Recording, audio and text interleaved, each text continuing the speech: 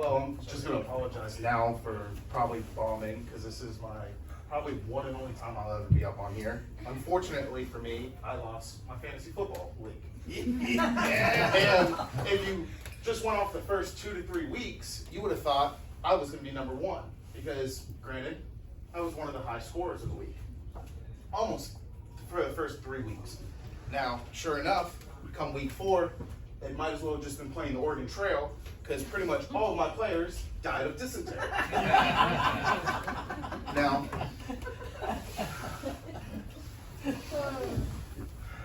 I've been on a little bit of a weight loss journey. So, and what really kind of started to kick it off was fucking airplane seatbelts. Because every single, and I'm telling you guys, every single one is completely different. You can be in this seat, oh yeah, extra big. This seat, tightest motherfucker. It won't even fit a small child. So of course, just recently I got to fly first class. I was like, oh man, this is great. I'm sitting there and I'm trying to get my belt. I'm doing the old suck and lift, trying to get it up over so I can go ahead and get that locked in. Thank God that the flight attendant, as she's doing her thing, if you guys didn't know this, the little seatbelt thing that they show you how to do, those are really just the seatbelt extenders that they give out to people who need a little bit more extra room. Didn't know that. She could see me struggling a little bit as she's going through her thing. I'm like, I just kind of, I fold it over, go ahead and fold my fat over. I'm like, you know what, I'm locked in. I'm good to go, right? Now, she sees me. She just kind of looks at me. She's giving me this, what up? I'm like, all right. I'm thinking, all right. She just takes one step forward with the little seatbelt extender while she's still doing her whole bit with the life jacket on and everything. She just hands it off to me. I'm like, all right, this lady's looking out for us. Great. So, on my flight back, I'm thinking, all right, I at least know seatbelt doesn't work. I'm okay. I'll ask for the extender. I can make it a little slide. They won't even know. Sure enough, I get a guy. He's going through his thing. He's doing the thing, and I'm like, oh, it's tight, but it's almost a little too tight. So I'm like, I give him the eyes. I'm like, hey man, like this, right? This motherfucker looks at me and goes, oh, do you need anything? As he's doing the thing, I'm like, no, I'm good. Keep on doing that, you're doing great. And I'm like, this motherfucker, I'm embarrassed at this point.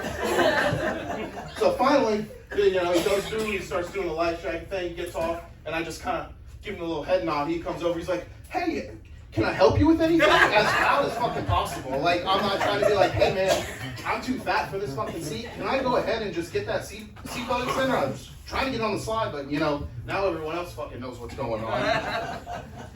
So, that's fucking embarrassing. It is what it is at this point. Now, growing up, I used to only watch lesbian porn. It was mainly because I never wanted to look at dicks. Because I didn't want the gay. And growing up younger, if you were gay, man, that was a sin. See, the problem with that is, though, I learned all my sex moves from porn. So up until I was about 24, I was just out here scissoring bitches. I have to be honest, guys. I'm a little bit tired. I got up. I had to get up at 4 to go to work. And it's a shame because I had to leave this beautiful woman in my car, in my bed. She's over there distracting me with the light. Oh, thank God, it's almost 4 minutes. I'm good. Right? And I'm like, fuck, man. I gotta leave this thing. This shit's terrible.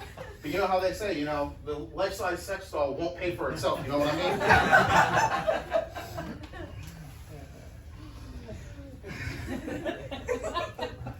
So, if you can't tell, I started growing my hair out, nice and long, first time ever. I used to always be buzz cut.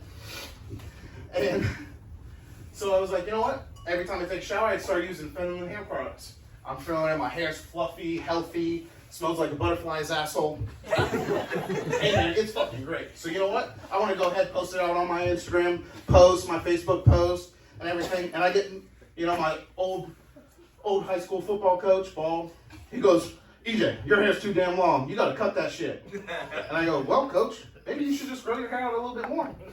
He's like, come on, EJ. you know, I have leukemia, I can't be doing that. And I was like, well, coach, excuses don't win championships.